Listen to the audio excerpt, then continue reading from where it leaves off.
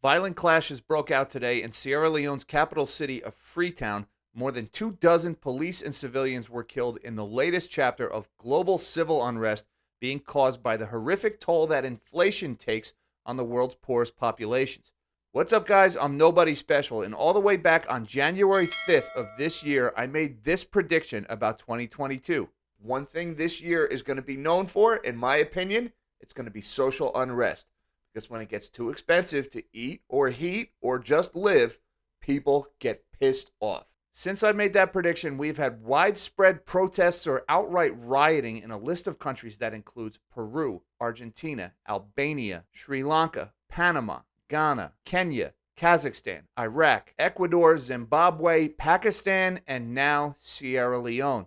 And again, you don't need any fancy letters after your name to be able to predict this. It is a universal truth. When it gets too expensive to eat, people get pissed off. And that came to a head today in Sierra Leone. The country is suffering right now under 28% annual inflation. That's the government's official statistics. It's a good bet that the actual rate of inflation in Sierra Leone is much higher than the government statistics, just like it is here in the States. And today that blew up in the face of the government. There's riots all over the capital city of Freetown right now.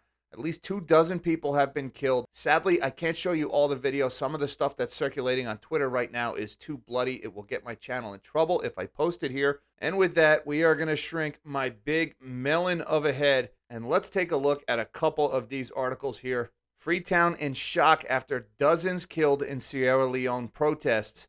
Dozens died in anti-government protests in Sierra Leone, police and other sources said on Thursday, sharply raising the death toll from the previous day's clashes as shocked citizens stayed mostly behind closed doors in the capital of Freetown.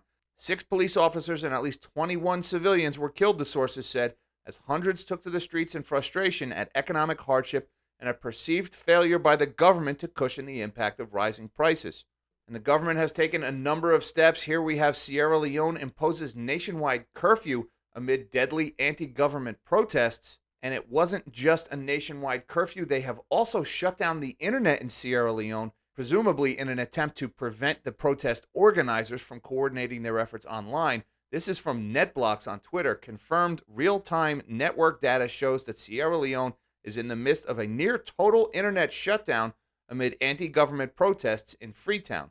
Metrics indicate national connectivity at 5% of ordinary levels, incident ongoing. This is dated yesterday at 2:19 p.m. And just to give you a little bit of background, Sierra Leone is one of the poorest countries in the world. They have a per capita GDP of just over $500 per person. There's only a handful of countries with a lower nominal GDP than that per capita. So even before this inflation problem, Sierra Leone was one of the poorest places on earth. It's a relatively small country, smaller than most states here in the U.S., and it has a population of just under 8 million people. The country emerged from an 11-year civil war back in 2002 that saw the deaths of about 50,000 people, and they were the country hardest hit by the Ebola outbreak in 2014 that killed almost 11,000 people. And of course, the effects of the pandemic lockdowns and more recently the inflation are being felt most notably by the poorest people in the world. Inflation is inconvenient for people in the West where they are more wealthy, where we have to take fewer vacations or maybe not buy as many nice handbags or smartphones.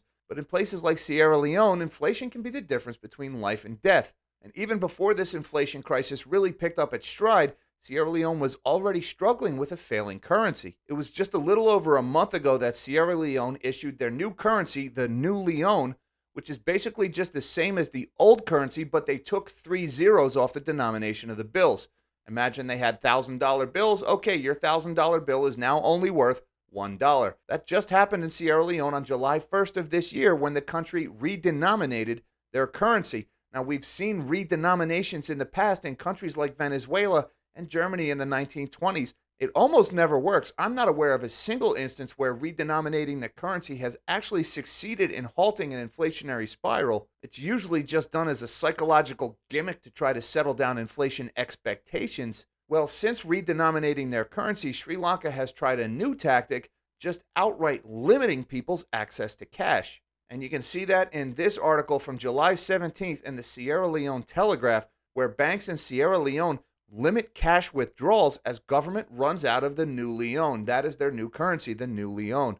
This is dated July 17th. Almost 2 weeks after the redenominated currency came into force, some commercial banks in the country are experiencing cash shortages, last week saw new restrictions imposed on the amount of money individuals are permitted to withdraw from their bank accounts. Many banks, including the United Bank of Africa and Rokel Commercial Bank, capped over-the-counter withdrawals for individuals at 1,000 new Leone. The bank said that this was due to an insufficient supply of cash from the central bank. So what do you do when your people are spending their money too fast, causing prices to rise and causing inflation? Well, I guess if they just outright don't let people have any money, i.e. not put enough cash into the system, well, that's one way to control prices.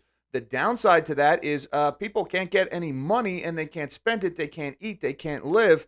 Well, you end up with situations like we have today. And while this may seem like a clumsy and a cruel thing to do for central bankers, it's actually not that far of a cry from what central banks in the West do. They just use more gentle language. They crank up interest rates. They engage in quantitative tightening. These are all things that limit the supply of money so people don't spend it as fast and so prices stop going up as fast. Don't think this kind of thing doesn't happen everywhere else. It does. And sadly, Sierra Leone will probably not be the last country that gets added to this list.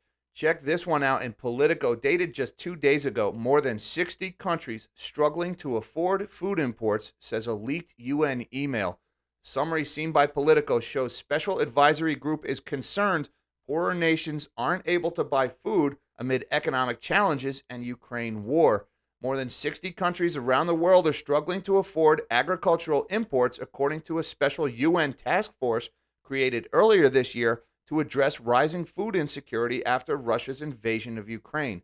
The task force is focusing its attention on dozens of countries around the world, including Colombia, Malawi, Pakistan, and Myanmar, according to a document seen by Politico. The summary of the meeting led by UN officials on July 28th says the task force continues to focus on the high cost of imports affecting the balance of payments in over 60 countries, as well as food security challenges stemming from the devaluation of exchange rates and national budgets struggling to afford essential imports.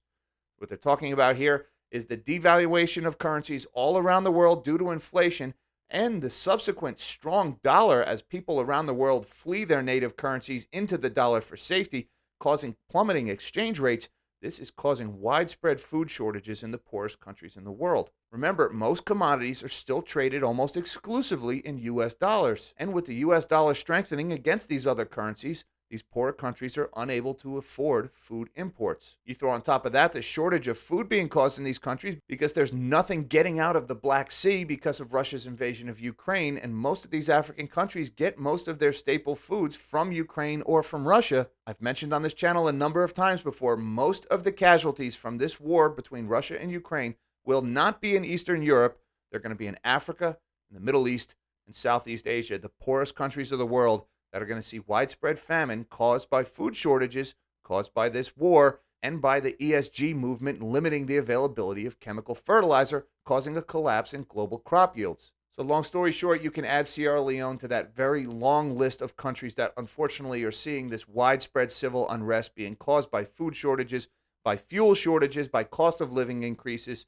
It is the poor who pay the highest price for this global inflation problem. And remember, regardless of whatever flavor of the week excuse is being offered by the mainstream media or by the politicians, the causes of this inflation crisis are runaway central banks printing trillions and trillions of dollars, runaway deficit spending by corrupt politicians, ESG mandates that are causing shortages of fuel and fertilizer, which is leading to lower crop yields, our leaders' willingness to march us off to war for political gain, and of course, the obscene draconian power grabs and lockdowns instituted by global governments in response to the pandemic. All of these things have combined to form this runaway inflation all around the world, and it is the poor people of Sierra Leone today in particular who are suffering because of it. Till next time, live small and dream big.